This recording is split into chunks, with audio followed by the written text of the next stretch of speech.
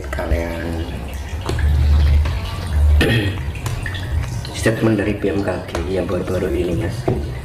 BMKG mengeluarkan peringatan dini bahwa akan terjadi badai La Nina. Ini kemungkinan besar menurut BMKG terjadi. Menurut pandangan mata batin Mas Tinus, kejadian seperti ini apakah benar-benar terjadi? Monggo, Mas. Terima kasih waktunya. Untuk masalah BMKG, saya belum bisa memberikan penjelasan secara gamblang. Pada intinya ya kita lebih waspada aja dengan segala kondisi alam yang sedang tidak menentu. Pada intinya ya, karena selamat atau tidak itu tergantung pada diri kita sendiri. Ya, untuk mempersiapkan diri kita lebih mengolah diri, lebih mawas diri, lebih kuncinya itu kita ojo turu sore. Apa, Mas? Jangan ojo turu sore, jangan tidur malam. Oh, jangan tidur. Maksudnya melek malam gitu loh, di atas jam 12 itu nyuwun harus Gusti, mohon keselamatan, mohon perlindungan biar terbebas dari segala bencana. Itu nanti kalau kita mau mawas diri, merenungi diri, dan kurangi tindakan-tindakan negatif. Tindakan-tindakan negatif itu semacam kita lebih mengurangi mencaci orang, menilai orang. Jadi kita lebih ke internal aja. Jadi internal itu lebih mengoreksi diri daripada mengoreksi orang lain. Introspeksi diri sendiri, Iya. Mas. Jadi lebih rendah hati lah. Jangan merasa aku merasa benar, merasa pintar, merasa hebat, merasa kuasa, itu dihilangkan sifat-sifat seperti itu. Nah, nanti saya jelaskan masalah itu ya. Jadi untuk pengawalan kan kuncinya itu kan alam itu, dengan adanya alam dengan keadaan alam itu kan Tuhan itu sedang mengingatkan kita. Nah, mengingatkan dengan cara apa? Ya kita harus istilahnya mengetahui jati diri kita. Kita lebih mawas diri.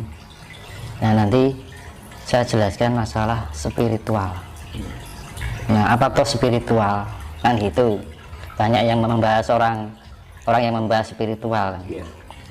Nah, spiritual itu tidak harus dikaitkan dengan hantu, tidak harus dikaitkan dengan klinik, tidak harus dikaitkan dengan goib, dan itu. Ini penjelasan saya kan sifatnya, sifatnya lebih rasional, karena selama ini kan mungkin bagi pihak spiritualitas mungkin penjelasannya kan terlalu dominan ke irasional. Betul. Jadi kalau penjelasan secara irasional kan untuk zaman sekarang itu tidak mudah dipahami, karena orang sekarang itu lebih ke rasional pemahamannya gitu kan, jadi mudah ditangkap. Jadi kalau spiritual dengan pemahaman irasional itu metode lama. Nah, ini nanti saya mengupas ajaran kuno yang saya beri metode baru, jadi lebih dominan ke rasional.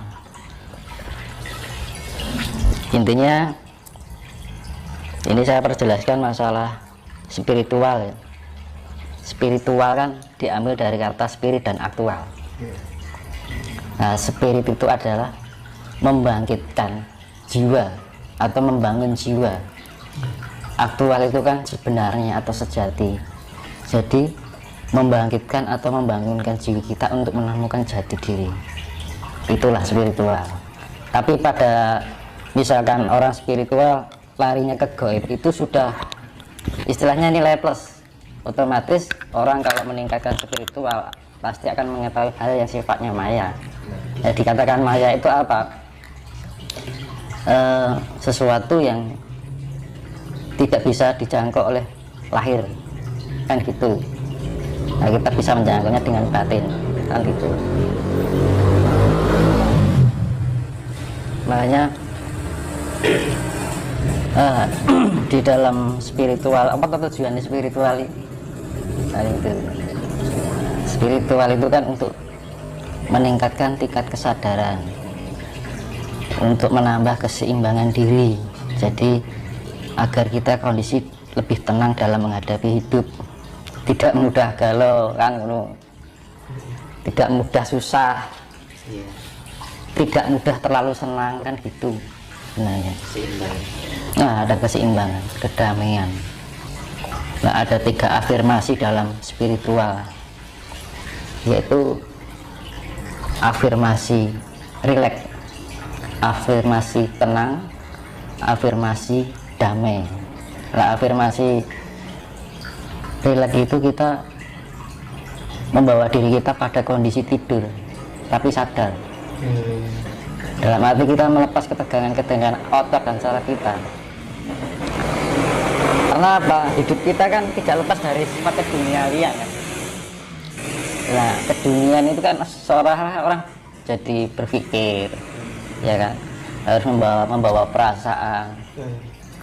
Nah, itu kan membuat otot saraf kita kan ada ketegangan, pergerakan jantung juga lebih cepat, tidak stabil. Nah, itu fungsinya spiritual. Kita menata relaksasi ya. Nah, itu relaksasi untuk istilahnya rileks kita lebih slow lah gitu kan. Nah, terus kemudian kalau kita sudah slow, kita melatih ketenangan. Jadi tenang itu dalam arti yaitu tadi, dalam kondisi apapun kita nggak mudah kaget. Istilah dalam orang Jawa kan ojo kagetan, ojo gumungan kan, ngono loh. Dalam kondisi seimbang, stabil, jadi ono terpaan angin, badai apapun kita tenang. Jadi nek misalnya kayak ono bencana, kita jangan terlalu kaget gitu loh. Karena apa? Alam ini butuh keseimbangan. Nah, kita itu kan bagian dari alam itu juga. Nah, gitu. Makanya ketika manusia ada goncangan itu membuat keyakinan seseorang itu melemah. Gitu. Ini kan seperti yang saya jelaskan di video sebelumnya yang tetap madep, tetap meneplan mantap yang saya jelaskan di video sebelumnya itu. Nah, itu ketenangan itu ya, melatih itu tadi biar kita kondisi tenang. Kemudian afirmasi damai. Kalau kita sudah tenang, kita menemukan kedamaian gitu. Jadi kedamaian itu di dalam hidup kita itu selalu terbawa dalam suasana yang indah. Orang nak keruwetan gitu kan, nggak ada perselisihan, nggak ada kebencian, ya kan, nggak ada sifat saling menyalahkan, adanya damai. Jadi menebar kasih, kedamaian menebar kasih. Nah, tadi kan sampai itu ya, ketenangan kan. Jadi afirmasi pertama relaksasi, jadi afirmasi rileks. Kedua afirmasi tenang, itu tahap-tahapnya seperti itu. Ketiga afirmasi damai. Jadi yang hasil akhir dari para pencari spiritual itu adalah kedamaian. Nah, gitu. Kalau ada orang yang dibilang mempelajari atau mempunyai sebuah spiritual masih terombang-ambing dengan keadaan, cik kagetan, cik gumunan, masih istilahnya sifatnya itu apa ya, perkataan kita masih membawakan perasaan pada hati seseorang, itu belum sepenuhnya spiritualitas. Karena yang spiritualitas itu kita lebih bisa membawakan diri pada bagaimana kita menghargai seseorang, kita menghormati seorang, dan itu menguripkan saya digulai lah teman-teman. Benar-benar. Iya mas. Bisa mencapai spiritualitas itu tadi, Ribon. Nah, itu kan ada dua. Itu kita dengan melatih keheningan. Keheningan itu menata diri. saka batin. Kan gitu. Kita lebih rendah hati, lebih menatap diri, lebih mawas diri. Jadi mawas diri itu kita lebih memahami diri kita sendiri. Kedua, memahami orang lain. Itu kalau kita bisa memahami perasaan orang lain kan iso nepake karo awake dhewe. Kan gitu. Jadi kasih sayang lah yang gitu. Karena dunia ini yang diperlukan adalah kasih sayang. Karena 90% manusia di dunia ini telah kehilangan rasa kasih itu. Semata-mata kasih tapi hanya suatu untuk keegoan pada diri sendiri. Jadi kasih kan ada pamrih gitu loh. Tapi kasih yang sifatnya berbagi, kita saling hidup dalam kebersamaan itu kan wis langka sekarang. Nah, untuk melatih pencapaian itu pripun pelakunya? Itu tadi kita dengan yoga, dengan meditasi yang seperti yang saya jelaskan di video sebelumnya. Kita melatih ketenangan, relaksasi tadi kita melepas segala sifat-sifat keduniawian. Jadi di kerap-kerap melek beginilah. Nanti kan meditasi yang iso loh ya. Kalau mau loh ya.